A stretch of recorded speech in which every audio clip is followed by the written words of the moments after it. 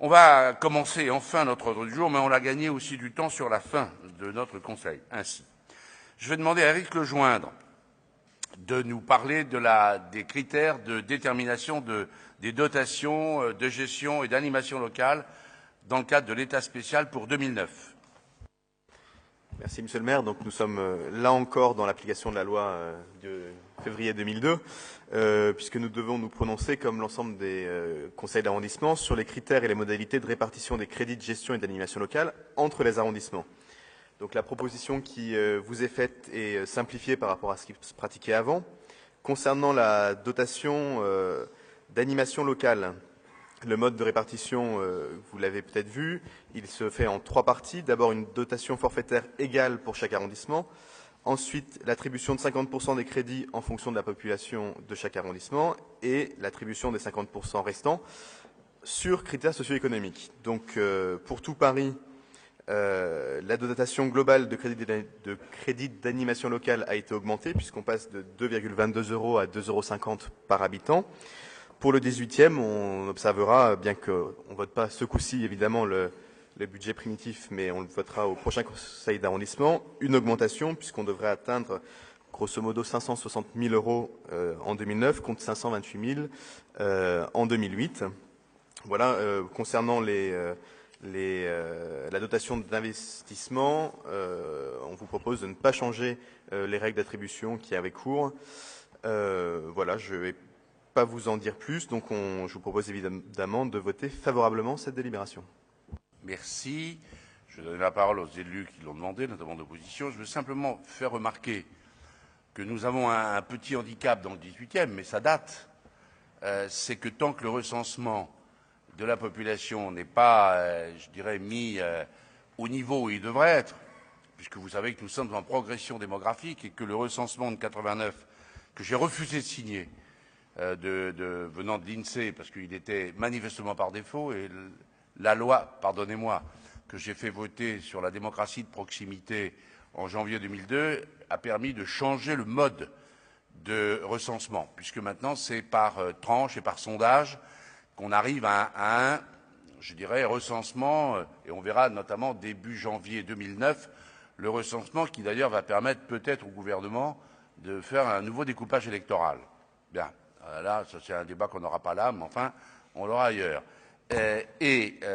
Hélas, tant que ce recensement n'est pas fait ou publié, et deuxièmement, tant que des dispositions ne sont pas prises pour modifier les règles de répartition en fonction de la démographie, sachez que le 18e est moins bien traité qu'il ne devrait l'être, en matière de dotation et même en matière du nombre d'élus, au passage. Mais là, il faudrait une loi. Voilà, je voulais le dire parce que c'est vrai que, théoriquement, au vu du critère principal qui est la démographie, nous devrions recevoir plus que nous ne recevons. Mais tant que les règles ne sont pas changées, on ne peut hélas pas changer. Il faudrait que le préfet instruise là-dessus, peut-être même une modification législative. Dans le contexte, c'est pas sûr que ça arrive. Alors, Monsieur Bournazel, Madame de Corte. Je voulais 2 points. Le premier, c'est celui que vous venez de donner, les précisions. Nous ne participerons pas à ce vote sur la première délibération et sur la deuxième. Et je le dis sans ironie, mais vous avez fait beaucoup de communication en amont de l'entrée de l'ordre du jour. Il y en a une qui manque, puisqu'on parle des dotations, c'est l'annonce par le maire de Paris de l'augmentation des impôts des Parisiens de 9%. Les habitants du 18e arrondissement, comme l'ensemble des Parisiens, verront l'année prochaine sur leurs impôts locaux une augmentation de 9%. Je crois qu'aujourd'hui se posera la question, et j'espère que nous aurons un débat et que vous pourrez l'organiser un jour dans ce conseil d'arrondissement, qui est un débat de fond, sur cette augmentation des impôts que les Parisiens vont ressentir de manière très difficile dans un an, lorsqu'ils paieront encore une fois leurs impôts locaux. On ne comprend pas, aujourd'hui, alors que la ville de Paris touche des droits de mutation de plus de 900 millions d'euros depuis maintenant 7 ans, que le contribuable parisien soit encore amené à mettre la main à la poche. Qu'avez-vous caché pendant ces 7 ans? Qu'avez-vous caché? Oh, vous rigolez, mais c'est vous qui augmentez les impôts de 9% des Parisiens, et on verra s'ils rigolent quand ils paieront l'année prochaine la facture Qu'avez-vous caché pendant ces 7 années? Des investissements que vous n'auriez pas payés?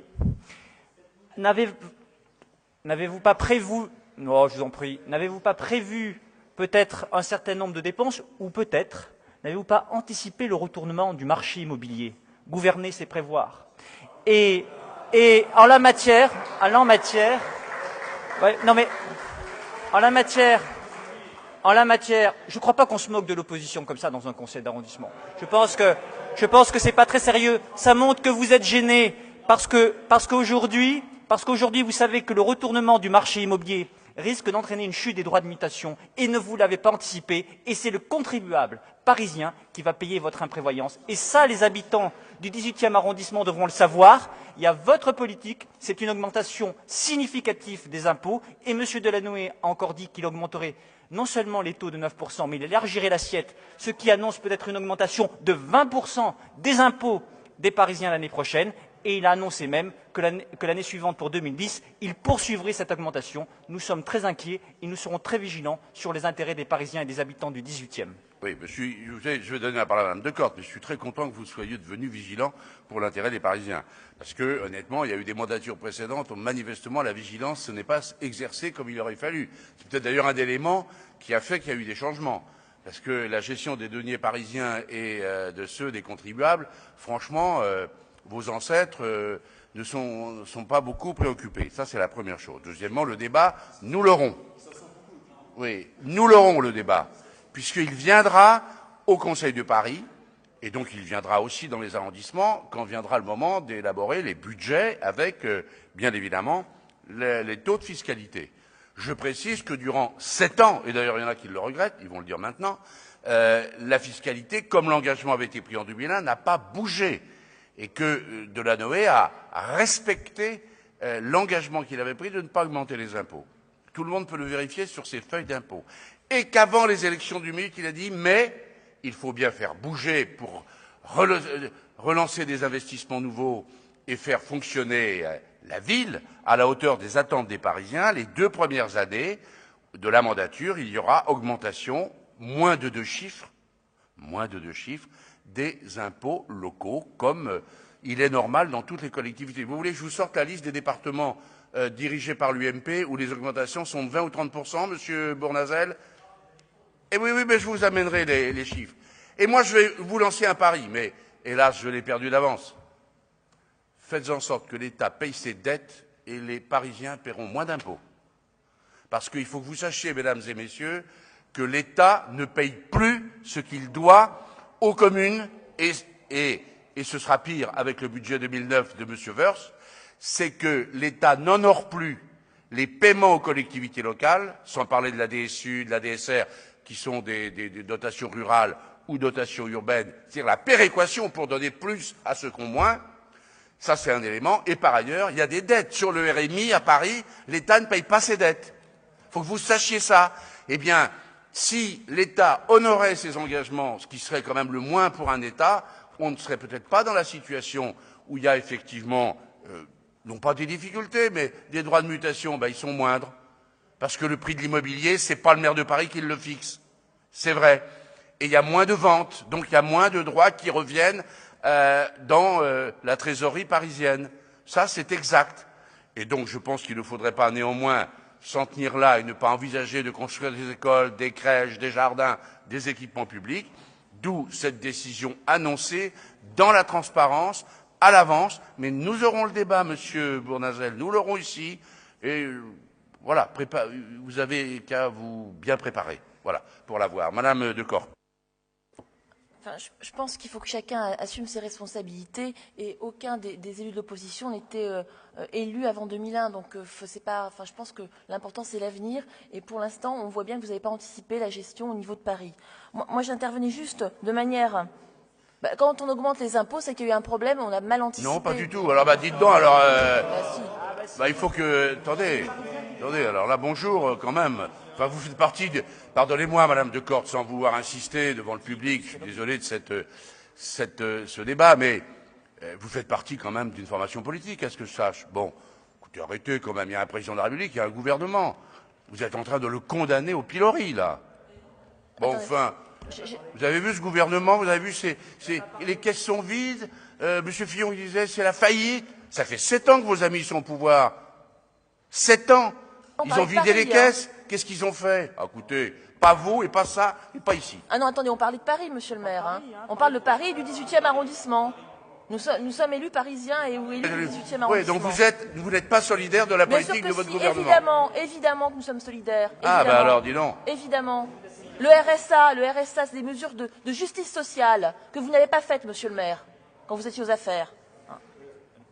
Non, mais moi je reviens... Allez-y, Madame Decor, développez vos arguments.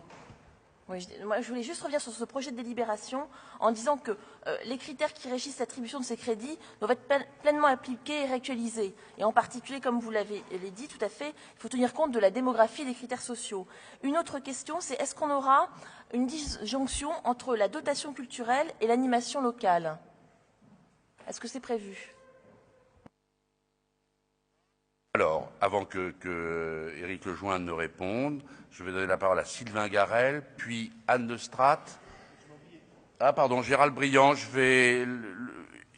Alors, Sylvain Garel, puis Gérald Briand, puis Anne de Straat. Oui, je vais faire très court, parce qu'effectivement, on aura ce débat ailleurs. Mais pour rappeler d'abord que nous avons demandé depuis très longtemps une augmentation des impôts locaux. Nous sommes contents que cette augmentation arrive enfin, même si nous aurions préféré qu'elle ait lieu bien avant, parce qu'effectivement, à Paris, les impôts locaux sont parmi les plus faibles de France, alors que les Parisiens bénéficient d'énormément d'infrastructures. Les impôts locaux sont extrêmement bas, bien plus bas que, par exemple, dans toutes les villes de banlieue qui entourent Paris, tout simplement parce que Paris est une ville très riche. Comment ? Non, mais c'est pas les familles. Vous savez très bien, c'est pas ça, puisque la taxe d'habitation, comme vous le savez, elle est liée au revenu des gens. Et donc la taxe d'habitation, elle dépend du revenu des gens. Ce qui ne dépend pas de la revenu des gens, c'est la taxe foncière, qui d'ailleurs va être augmentée, puisqu'il y a une taxe foncière qui va être mise au niveau du département à hauteur de 3%. On peut considérer à Paris que les gens qui sont propriétaires sont des gens relativement favorisés par rapport au reste de la population. Voilà. Mais oui, non, on plaisante pas. Non, je pense que les gens qui sont propriétaires à Paris, seule la parole, voilà, sont relativement, j'ai bien relativement, privilégiés par rapport à plein de gens qui, en France, n'ont pas les moyens d'être propriétaires et surtout pas propriétaires à Paris. Donc, effectivement, c'est une mesure de justice sociale. Et en plus, ça permet à la ville d'investir. Ça va permettre aussi à la ville de pouvoir faire face à toutes les victimes de la crise qui s'annonce, victimes sociales de cette crise, et il n'y a pas de moyen autre que de faire des impôts. Sur le fait que, alors je peux m'inscrire en faux, parce que autant j'ai eu beaucoup de désaccords budgétaires avec le maire de Paris, mais sur le fait qu'il n'y a pas été anticipé la baisse des droits de mutation, ce n'est pas vrai. Dans la première commission où je siège, ça fait des mois qu'on en parle. Ça fait des mois qu'il est prévu que les droits de mutation vont baisser, et la ville n'y est strictement pour rien. C'est un phénomène mondial, c'est même pas un phénomène national, c'est un phénomène mondial que le nombre de transactions, puisque à Paris, pour l'instant, ce n'est pas le niveau, malheureusement, des transactions qui baisse, c'est le nombre de transactions qui baisse, et qui baisse d'une façon très importante. Et ça va être effectivement 100 millions d'euros de moins pour la ville cette année, et probablement beaucoup plus l'année prochaine, surtout si la crise financière que nous connaissons s'accentue. Donc voilà, je voulais juste dire cela, mais on ne peut pas d'un côté demander qu'il y ait plus de gardiens dans les squares, qu'il y ait plus de personnel à droite et à gauche, et d'un autre côté, pas vouloir que la ville se donne les moyens d'investir et d'embaucher. Je confirme qu'à la première commission, l'adjoint aux finances nous annonce cela depuis des mois, puisque je siège à cette commission et nous nous y retrouvons régulièrement. C'est une première chose. Deuxièmement, bon, on va pas avoir un débat fiscal ce soir, je le demande ici. On a eu un échange un peu vif. On aura la discussion quand vous voulez sur les politiques à suivre. Moi, je voudrais savoir, quand même, pour vous prépariez, si les mesures qui sont prises et qui sont peut-être nécessaires n'auront pas des implications fiscales sur la vie des Français, voyez-vous, compte tenu de l'imprévision de qui vous savez. Voilà. Alors, quand on parle des volumes qui sont en jeu et quand on voit quand même la faillite d'un système, mondial, international, européen et français, sur la base d'une idéologie que je pensais vous partagiez, franchement, arrêtez sur le terrain de la fiscalité, c'est pas le bon terrain sur lequel vous vous situez. Quand vous faites un bouclier fiscal à 15 millions d'euros pour les plus fortunés de milliards d'euros, pour les plus fortunés de ce pays, contre tous les autres, franchement, quel mauvais dossier vous êtes en train de... qui va vous exploser à la tête, ce dossier. Je vous le dis, moi. Franchement, pas ça, pas vous. Alors, Anne de Straat. Général Briand. Oh.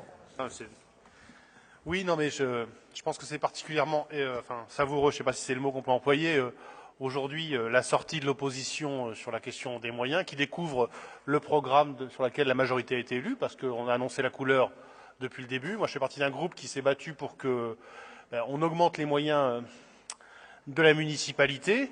Donc, aujourd'hui, on y arrive. On a annoncé qu'il y aurait une augmentation d'impôts, donc c'est quelque chose qui a été budgétisé. Je pense que les citoyens de cette ville ont aussi voté pour ça, pour donner de nouveaux moyens. Alors, évidemment, on ouvre de grands yeux en disant plus 9%. Moi, je dis aussi qu'il faut voir tous les services, tous les droits nouveaux qu'on va pouvoir acquérir grâce à cette augmentation de l'impôt, les Parisiens et les Parisiennes. Parce qu'évidemment, on n'a rien sans rien. Et puis en plus, je vais vous le dire, il faut qu'on paye les graves manquements aujourd'hui de l'État. Pour prendre par exemple, parce que on va être sérieux 2 minutes, quoi, mais il y a quand même, l'État doit aux Parisiens aujourd'hui 220 millions d'euros. Rien que sur le RMI, c'est 108 millions d'euros que l'État doit. Donc, il faut bien à un moment trouver les fonds. Et puis surtout, il faut qu'on pallie au désastre qu'est la politique de l'exclusion. Moi, je suis maire adjoint sur les affaires sociales. Aujourd'hui, sur SDF, c'est une honte. C'est une honte ce qui se passe.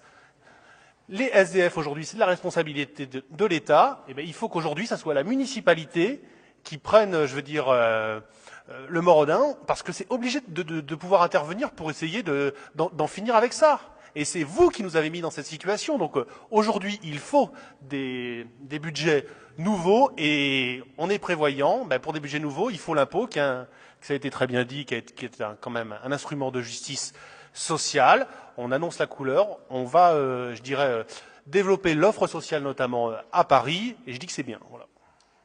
Merci beaucoup. Là, pour le coup, Anne de Straat, et puis on termine. Hein. Oui, rapidement, parce que les arguments ont déjà été développés par les deux précédents intervenants. C'est vrai que c'est assez étonnant, même si c'est assez classique que l'opposition prenne ce prétexte d'augmentation de l'imposition pour essayer de stigmatiser la mauvaise gestion de la collectivité parisienne. En l'occurrence, je pense que les Parisiens ont donné crédit d'une bonne gestion de Paris lors de la précédente mandature, ont suffisamment donné crédit pour qu'il y ait un renouvellement de l'équipe conduite par Bertrand Delanoë. Et c'est vrai que c'était un engagement de campagne. Donc on a eu l'honnêteté de dire et donc d'anticiper qu'il devait y avoir une augmentation des impôts locaux pour mener la politique qui a été définie dans le programme.